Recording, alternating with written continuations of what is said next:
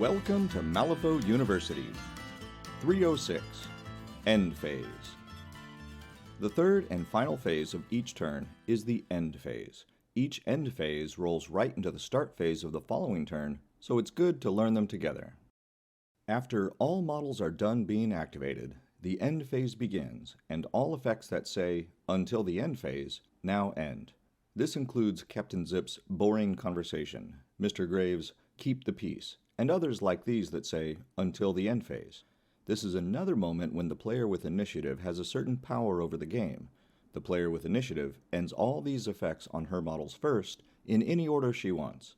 Then the other player does the same, ending any of these effects on his models in any order he wants. Then the players move on to the effects and conditions that say they end during the end phase. The process repeats with the player with initiative resolving these for her model in any order she wishes. Then the other player resolves the effects on his models.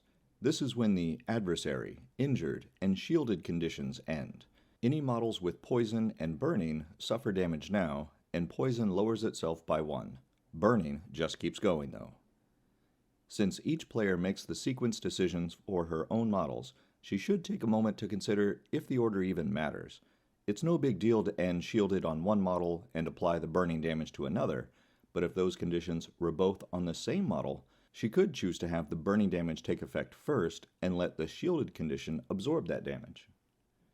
If there are somehow any effects still to resolve, or if one of those players' game effects cause another effect, control goes back to the player with initiative, resolving in any order she says. It's up to you and your opponent how much attention needs to be paid to the timing of these game effects. If it's just a few markers to remove and a condition to end, don't stress about it. Keep it simple and have fun, remember?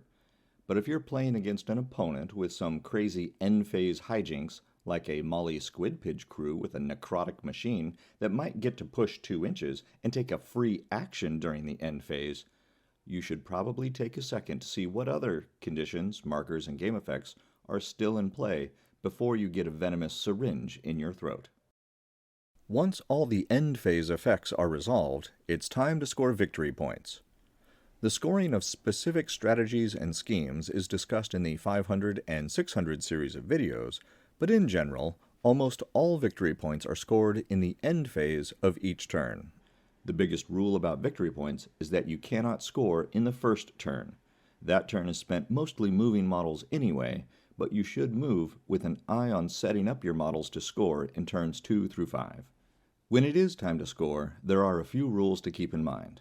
The shared strategy can generate a maximum of 4 points for each player in the game, 1 at the end of each turn, but none of those points can be scored in turn 1. Schemes are scored differently. Each scheme can generate a total of 2 points for each player throughout the game, 1 point for the reveal condition and 1 point for the end condition. You cannot score them both in the same turn, so if you hold off on the reveal point until the end of the game, you can score either the reveal or the end condition, but not both.